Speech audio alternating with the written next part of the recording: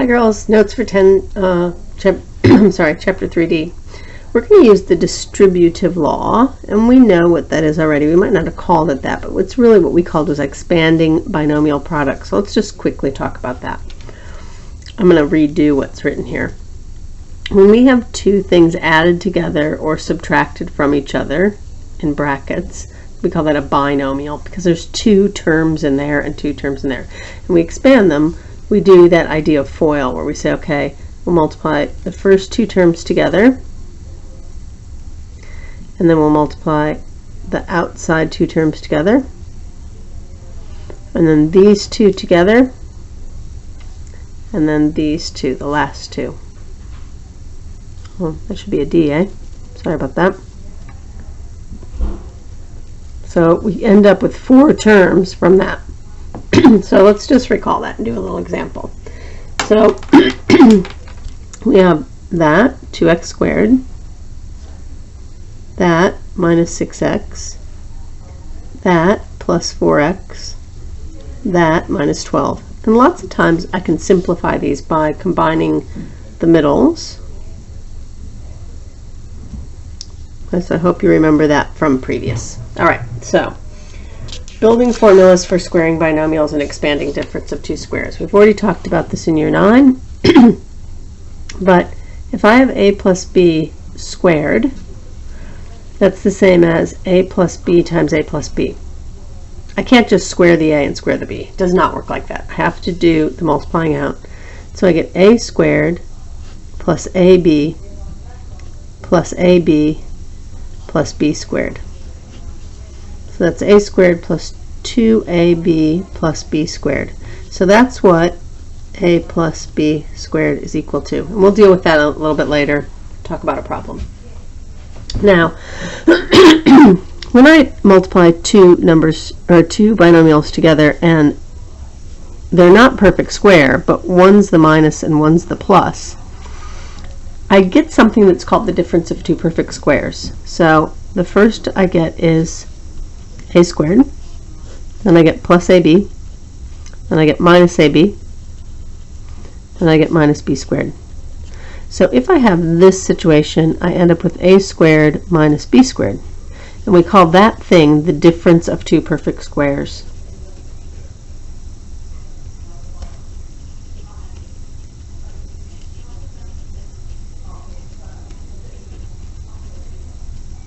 The difference of two perfect squares. And I got it from there. Alright, so let's look at some examples here with surds. Okay, we've already done regular old numbers. We need to do surds. So root 2 times root 2 is root 4. And root 2 times 5 is plus root 5 root 2. And then here I get plus 3 root 2. And here I get plus 15. Well, root 4 is just 2. So I actually have 2 plus 15. And these two terms are like terms that add to 8 root 2. Okay, now I know somebody's going to say to me in our Zoom lesson, how did you get that 2? You know the square root of 4 is 2. Alright, this one I have two choices. I can write it out like this, which I highly recommend. So I get 9 times root 9 minus 3 times root 3 minus 3 times root 3 plus 1. Now root 9 is 3, so this is really 27. These I just combined like terms, so I get 28 minus 6 root 3. I really should have equal signs here. I'm very lazy. Alright, let's try this one. I'm going to square this one. I might use this formula up here. Okay, I'm just going to write the formula down. I'll write it down at the very bottom. It's a plus b squared equals a squared plus 2ab plus b squared. Now, listen, you don't ever need to use this formula. You can just write 7 root 2 times 7 root 2 if you want. But let's just use the formula for a minute. This says whatever's here, I square it. So the square root of 7 squared is just 7. plus 2 times these multiplied together. So 2 times root 14 plus the last term squared. So I get 9 plus 2 root 14. That was kind of easy. So if you decided to memorize this formula, you know, it might be a bit easier. Okay, let's look at this one. This is a jumbled, terrible looking one. Okay, so this is one of the harder ones from your working. You multiply, remember you multiply under the square root together. So I get 2 root 35.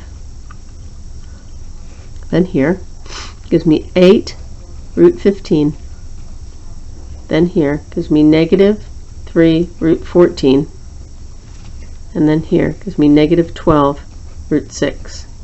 Are there any like terms here? Is there any simplifying I can do? Is there any combining I can do? No, I'm done. And sometimes these problems just end up looking like that. All right, I'm going to do a couple more. I know the video is getting long, but it's okay. All right, I'm going to use my formula again. It's right there. So I'm going to square the first term, and then multiply those two terms together, AB, boop, boop, 12 root 5 times 2. And then square the last term. So I get 149 minus 24 root 5. I can easily do it like this. Write these down, do that, and get square root of 5 times square root of 5 is square root of 25, minus 12 root 5, minus 12 root 5, plus 144. The square root of 25 is 5, so 5 and 144, 149, minus 24 root 5. So I get the same thing, it's just a different method. This was with the formula, and this is without the formula. Okay, now this is going to turn into difference of two perfect squares. 5 minus 12 root 5 plus 12 root 5. Oops. Oh, Baba.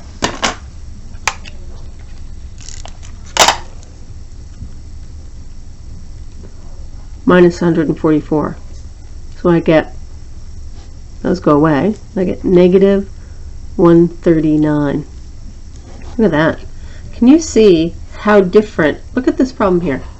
This problem had the exact same numbers here, and it had root 5 minus 12, root 5 minus 12. And there was just one little change. I turned that into a plus sign, and the answer went from that to that. So it's a huge difference. Okay, here's your bookwork, and remember that we're in 3D. See you later.